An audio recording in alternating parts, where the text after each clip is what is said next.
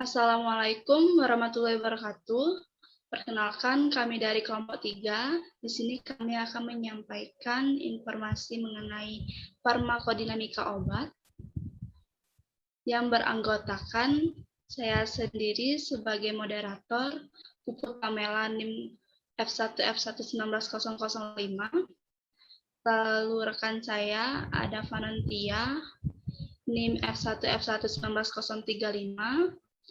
Lalu ada Melani Rahmawati, NIM F1 F1 19017, ada Fanya Gita Putri, NIM F1 F1 19027, ada Saika Kaisa Sadesta, NIM F1 F1 19021, lalu Kak Lidian Naomi, NIM F1 F1 18017, lalu ada Fauzia Anindita Armen, NIM F1 F1 19075, dan terakhir ada Risa Syafadila, NIM PMM 2100099.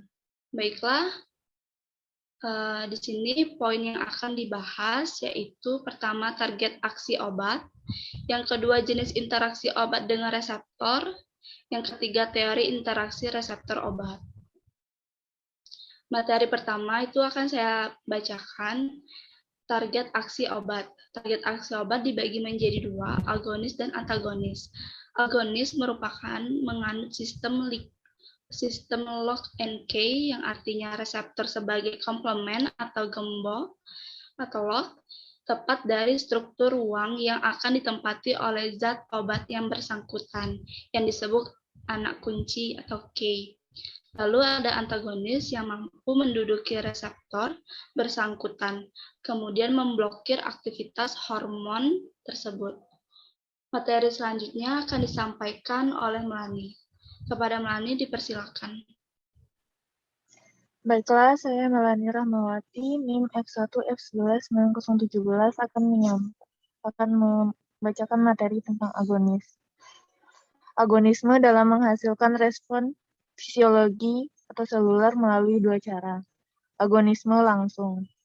Respon berasal dari interaksi agonis dengan reseptornya yang menyebabkan perubahan konformasi reseptor, yaitu reseptor aktif, menginisiasi proses biokimiawi sel. Interaksi bisa berupa stimulasi atau penghambatan respon seluler. Proses agonisme langsung merupakan hasil aktivasi reseptor oleh obat yang mempunyai efikasi atau aktivitas intrinsik. Contohnya, aktivasi adrenalin terhadap reseptor adrenergik atau kontraksi otot polos vaskul. Agonisme tidak langsung, yaitu senyawa obat mempengaruhi senyawa endogen dalam menjalankan fungsinya, melibatkan proses modulasi atau potensial efek senyawa endogen. Umumnya bersifat allosterik, contohnya benzodiazepin, dan berbiturat pada reseptor GABA yang memperkuat aksi GABA pada reseptor tersebut. Materi selanjutnya akan disampaikan oleh Fanya dan Fauzia. Kepada Fanya dan Fauzia dipersilakan. Baik, perkenalkan nama saya Fanya. Di sini saya akan menjelaskan tentang antagonis yang terbagi menjadi dua, yaitu tidak melibatkan molekul reseptor agonis dan melibatkan molekul reseptor agonis. Yang pertama yaitu tidak melibatkan molekul reseptor agonis. Agonis sendiri terbagi menjadi antagonis kimiawi, antagonis farmakokinetika, antagonis fungsional, dan antagonis fisiologi. Yang pertama yaitu antagonis kimiawi, yaitu antagonisme yang terjadi pada dua senyawa yang mengalami reaksi kimia pada suatu larutan atau media sehingga mengakibatkan efek obat berkurang. Yang kedua yaitu antagonisme farmakokinetik, yaitu antagonisme ini terjadi jika suatu senyawa secara efektif menurunkan konsentrasi obat dalam bentuk aktifnya pada sisi aktif reseptor. Lalu adapun yang ketiga yaitu antagonisme fungsional, yaitu jika dua macam reseptor yang berbeda tersebut berada dalam satu sistem sel yang sama. Lalu selanjutnya itu ada antagonisme fisiologi yang terjadi jika dua macam reseptor tersebut berada pada sistem yang berbeda. Lalu untuk bagian melibatkan molekul reseptor agonis akan dijelaskan oleh teman saya yaitu Fauzia. Kepada Fauzia dipersilahkan. Saya akan menjelaskan mengenai antagonis yang melibatkan molekul reseptor agonis. itu terbagi menjadi dua, yaitu antagonis kompetitif dan antagonis non-kompetitif. Untuk antagonis kompetitif, yaitu merupakan tipe antagonis yang paling banyak ditemui. Senyawa tipe ini dapat berikatan pada sisi reseptor yang sama dengan agonis. Antagonis kompetitif terbagi menjadi dua, yaitu reversible dan irreversible. Lalu ada antagonis non-kompetitif. Antagonis non-kompetitif merupakan senyawa yang berikatan dengan reseptor, tetapi pada sisi yang berbeda dengan agonis. Materi selanjutnya akan disampaikan oleh Risa. Kepada Risa dipersilakan. Baik, terima kasih. Selanjutnya yaitu jenis interaksi obat dengan reseptor. Yang pertama ada interaksi farmasetik. Interaksi farmasetik atau bisa disebut juga inkompatibilitas farmasetik, yaitu bersifat langsung dan dapat secara fisik atau kimiawi. Misalnya terjadi presipitasi, perubahan warna yang akan mengakibatkan obat menjadi tidak aktif. Materi selanjutnya akan disampaikan oleh Saika. Kepada Saika dipersilakan. Baik, lanjutan dari teman saya tadi, yang kedua itu ada interaksi farmakokinetik. Nah, interaksi dalam proses farmakokinetik yaitu absorpsi, distribusi, metabolisme, dan ekskresi yang dapat meningkatkan atau menurunkan kadar plasma obat. Kelompok interaksi farmakokinetik itu ada 4. Yang pertama, mempengaruhi absorpsi. Penurunan jumlah diabsorpsi dapat menyebabkan terapi menjadi tidak efektif. Nah, yang kedua, menyebabkan perubahan pada ikatan protein. Satu obat dapat menggantikan obat yang lainnya sehingga jumlah bentuk bebas meningkat dan dapat berdifusi dari plasma ke tempat kerja obat. Nah, yang ketiga itu mempengaruhi metabolisme. Induksi terhadap sistem enzim mikrosomal hati oleh salah satu obat dapat menyebabkan perubahan kecepatan metabolisme obat, sehingga kadar plasma rendah dan efek obat berkurang.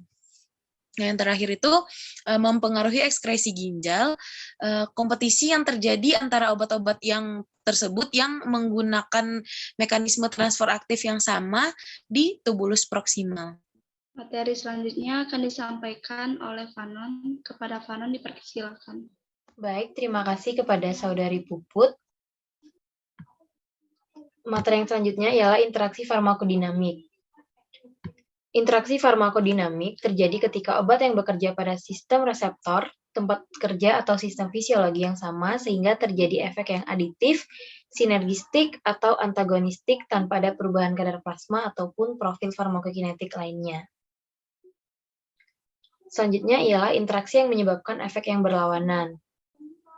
Adapun contoh reseptor yang bersifat antagonistik, yang pertama ialah interaksi yang terjadi antara beta blocker dengan agonis B2 pada penderita asma, dan yang kedua, interaksi antara penghambat reseptor dopamin meliputi haloperidol dan metoclopramid dengan levodopa pada sistem Parkinson, pada pasien Parkinson.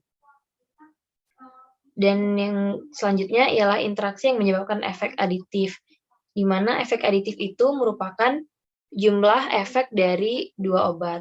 Contohnya ialah efek depresi pada sistem saraf pusat aditif yang disebabkan karena pemberian sedatif, hipnotik, dan opioid bersama dengan konsumsi alkohol.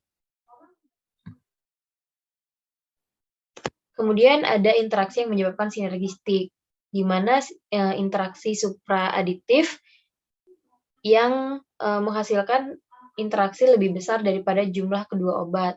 Contohnya ialah kombinasi antibiotik sulfonamid dengan dihidrofolic acid reduktase inhibitor yang berupa trimetoprim. Materi selanjutnya akan disampaikan oleh Kak Lydia. Kepada Kak Lydia dipersilakan. Baik, terima kasih, Puput. Baik, di sini saya akan menjelaskan tentang interaksi obat reseptor. Baik, yang berikut adalah teori interaksi obat reseptor. Teori interaksi obat reseptor ini dibagi menjadi 3. Pertama ada teori klasik, yang kedua ada teori pendudukan, yang ketiga ada teori gangguan makromolekul. Yang pertama teori klasik. Teori klasik menyebutkan bahwa respon biologis timbul bila ada interaksi antara tempat atau struktur dalam tubuh yang karakteristik atau sisi reseptornya sesuai dengan molekul asing atau obat, dan satu sama lain merupakan struktur yang saling mengisi. Dan yang terakhir ada teori gangguan makromolekul. Teori ini adalah interaksi mikromolekul obat dengan makromolekul protein atau reseptor dapat menyebabkan terjadinya perubahan bentuk konformasi reseptor sebagai berikut. Yang pertama ada gangguan konformasi spesifik dan yang kedua ada gangguan konformasi tidak spesifik. Terima kasih. Yang kedua ada teori kependudukan. Teori ini memperkirakan bahwa satu molekul obat akan menempati satu sisi reseptor dan obat harus diberikan dalam jumlah yang lebih agar tetap efektif selama proses pembentukan kompleks. Obat akan berinteraksi dengan reseptor, membentuk kompleks obat reseptor. Baiklah, sekian dari hasil presentasi kami kali ini. Langsung masuk ke sesi tanya jawab. Kepada teman-teman, apakah ada yang ingin bertanya? Jika ada, silakan hidupkan mikrofonnya. Baiklah, saya akan bertanya tentang materi yang disampaikan oleh Fanya tadi. Gimana kalau Fanya memberikan contohnya? Saya ingin mengetahuinya. Terima kasih. Contoh dari antagonisme tadi ya, Ica? Iya, Fanya benar contohnya. Baik, moderator, saya izin menjawab. Yang pertama itu contoh dari antagonisme kimiawi. Contohnya itu tetrasiklin yang mengikat secara kelat logam-logam bervalensi 2 dan 3, seperti Ca, Mg, Al yang mengakibatkan efek dari obat tersebut berkurang. Lalu yang kedua itu ada antagonisme farmakokinetik. Contohnya itu fenobarbital yang menginduksi enzim permetabolisme, warfarin yang mengakibatkan konsentrasi warfarin berkurang, sehingga efek obat dari warfarin tersebut berkurang. Lalu yang ketiga itu ada antagonisme fungsional, di mana contohnya itu antagonisme antara senyawa histamin dengan obat alfa-1 adrenergic atau phenylephrine pada pembuluh darah. Lalu yang keempat yaitu antagonisme fisiologi, contohnya itu antagonisme glikosida jantung yang mengakibatkan kenaikan tekanan darah dengan dihidralazin yang mengakibatkan penurunan tekanan darah. Apakah sudah cukup, Saika? Ya, terima kasih, Fanya. Oke, terima kasih kembali. Baiklah, apakah ada yang ingin bertanya lagi? Silakan langsung hidupkan mikrofonnya. Baiklah, di sini saya ingin bertanya kepada Fauzia, apakah perbedaan antara antagonis spesifik dan antagonis non-spesifik? Maaf, pertanyaannya saya ralat. Apakah perbedaan dari antagonis kompetitif dan antagonis non-kompetitif?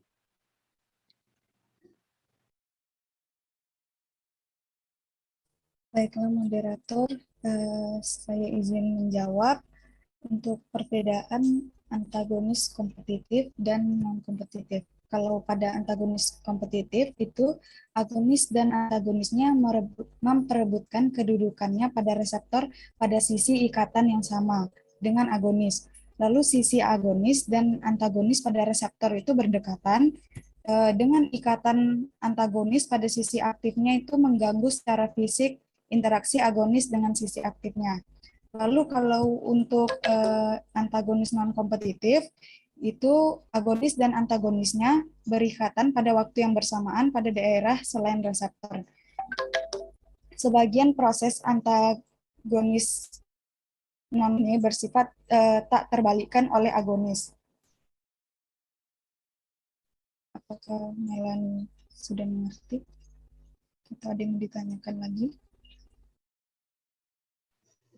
Baik, terima kasih Fauzia. Sudah mengerti.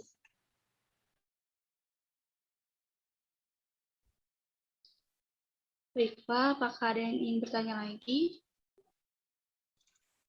Saya mau bertanya. Saya mau tanya ke Kak Lydia. Sebelumnya tadi menjelaskan tentang konformasi reseptor kan. Nah, yang saya tanyakan bagaimana bisa terjadinya perubahan bentuk konformasi reseptor. Terima kasih.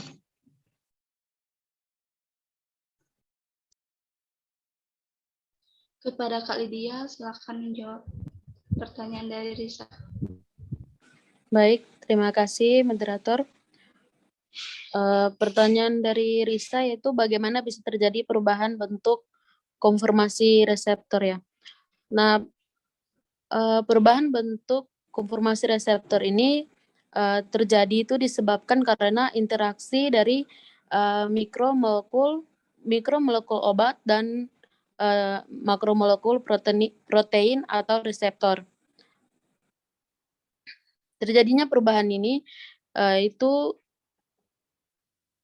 terjadi perubahan bentuk konformasi reseptor ini itu yang dirubah itu ada yang pertama ada gangguan konformasi spesifik dan yang kedua ada gangguan konformasi tidak spesifik.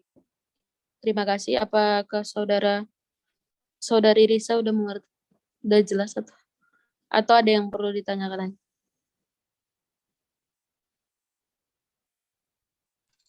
Sudah Kak, sudah lebih mengerti. Terima kasih.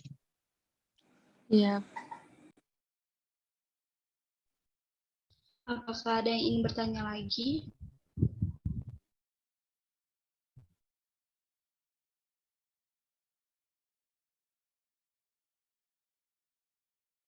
Jika tidak ada, saya sebagai moderator ingin bertanya kepada Saudari Vanantia. Tadi kan Vanan menjelaskan tentang interaksi yang menyebabkan sinergitif. Nah, itu contohnya kombinasi antibiotik sulfonamid dengan dihidrofolik acid. Itu bagaimana bisa menjadi inhibitor berupa trimethoprim. Kepada Saudari Vanan, dipersilakan. Baiklah, terima kasih atas pertanyaannya kepada Saudari Puput. Izin menjawab. Sebelum saya menjawab pertanyaannya, izinkan saya menjelaskan kembali mengenai interaksi yang menyebabkan sinergistik. Di mana seperti yang kita ketahui bahwasanya interaksi yang menyebabkan sinergistik itu merupakan hasil dari interaksi dua obat yang efeknya itu lebih besar dari kedua obat tersebut. Nah, contohnya tadi ialah kombinasi antibiotik sulfonamid dengan dihidrofolik acid, reduktase inhibitor berupa trimethoprim. Nah, hal ini bisa terjadi dikarenakan sulfonamid mencegah sintesa folik acid oleh bakteri, sedangkan trimethoprim menginhibisi reduksi menjadi tetrahidrofolat. Nah, ketika sulfonamid dan dihidrofolik acid reduktase inhibitor ini diberikan secara bersamaan, maka akan terjadi efek sinergis, di mana yang memberikan efek sinergis itu ialah trimethoprim. Apakah Saudari Puput sudah dapat menerima jawabannya? Sudah dapat dimengerti? Sudah, Vanan. Terima kasih. Apakah ada yang ingin bertanya lagi, teman-teman? Jika tidak ada, saya akan menutup presentasi kali ini dan diskusi kali ini. Sekian, terima kasih. Wassalamualaikum warahmatullahi wabarakatuh. Waalaikumsalam. Waalaikumsalam warahmatullahi wabarakatuh.